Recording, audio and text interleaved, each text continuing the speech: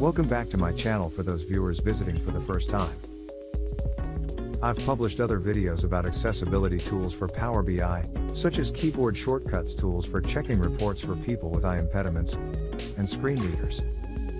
I use my eyes to create Power BI reports or assess reports to check if they comply with accessibility standards. If you like the videos, please subscribe to the channel, and don't forget to give a thumbs up to the video.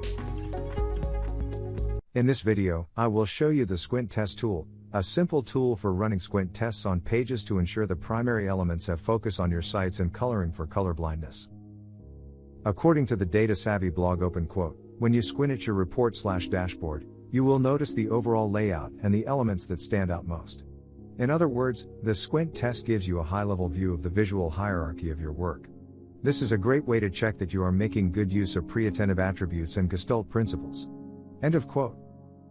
Pre-attentive attributes are visual properties that we notice without using conscious effort to do so, and the Gestalt principles are principles/laws of human perception that describe how humans group similar elements, recognize patterns, and simplify complex images when we perceive objects. You can get the extension at the Google Chrome Web Store for the Squint Test tool.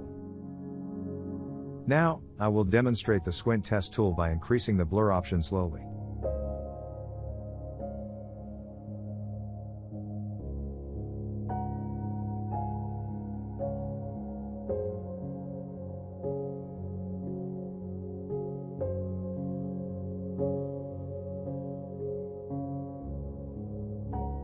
As you can see, the more I blur the Power BI report page, we tend to focus or concentrate on the left side visuals.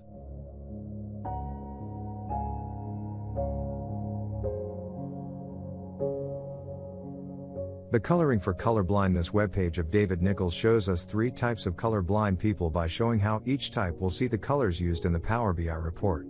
This is another tool that we can use when selecting the colors for our visuals.